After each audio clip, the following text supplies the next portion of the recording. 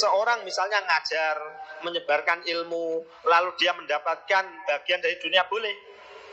Yang tidak diperbolehkan adalah dia tidak ikut andil dalam iqamatuddin, dia hanya menyampaikan ilmunya supaya dia mendapatkan kedudukan dunia.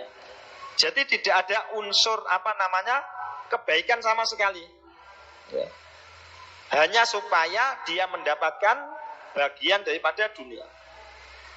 Makanya tidak mengapa misalnya seorang guru mengajarkan lalu dia dapat, tidak apa-apa. Itu nafkah nanti untuk keluarganya. Toh dia ngajar juga untuk kebaikan. Yang saya maksud bukan seperti itu. Yang saya maksud adalah ulama-ulama adalah ulama-ulama yang menjual akhiratnya untuk dunianya. Makanya di akhir zaman ini sebetulnya akan ditampakkan oleh Allah Subhanahu wa taala mana ulama-ulama yang baik, mana ulama-ulama yang tidak baik dengan mata kepala, supaya kita bisa mengikutinya. Maka haruslah kita ulang-ulang doa, Allahumma arinal haqqo haqqo warzuqna tibaa wa arinal batila batila warzuqna tinaba. Ya Allah, tunjukkanlah yang hak itu hak supaya aku bisa mengikutinya, dan tunjukkanlah yang batil itu batil supaya aku bisa menghindarinya.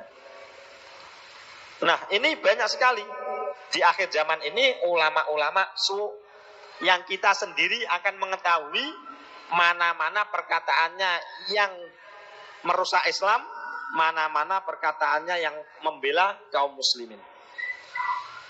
Maka Rasulullah Muhammad sallallahu alaihi wasallam terhadap mereka, beliau mengatakan, "Man ta'allama ilman mimma yubtaghu bihi wajhullah azza wa jalla la yata'allamuhu illa liyusiba bihi aradun minad dunya lam yajid arfal jannati yaumal qiyamah."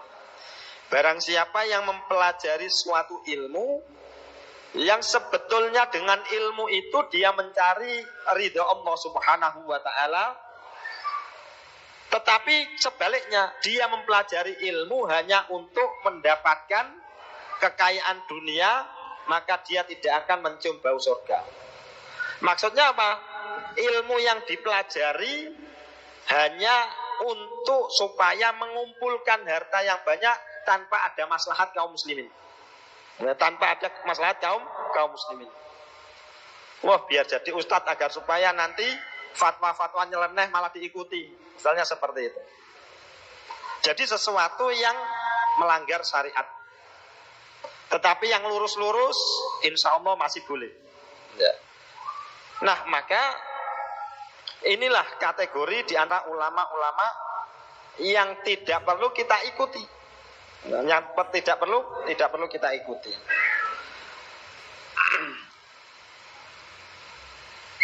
Maka disinilah di antara ciri ulama akhirat. Tadi ulama sekarang ulama akhirat. Mereka adalah orang yang berilmu, yang memperhatikan perintah dan memperhatikan larangan. Jadi perintah-perintah itu dia kerjakan, larangan-larangan itu dia tinggalkan sesuai dengan kemampuan mereka. Nah, maka dari itu ikhwafillah rahimani rahimakumullah, di akhir zaman ini kita dihadapkan oleh dua pilihan. Apakah kita berada di belakang ulama-ulama yang senantiasa merusak agama ini, atau kita berusaha berada di belakang ulama-ulama yang ingin menegakkan izul Islam wal muslimin pada akhir zaman ini. Tentunya hal ini sudah bisa kita ketahui mana-mana ulama yang baik, mana-mana ulama yang tidak baik.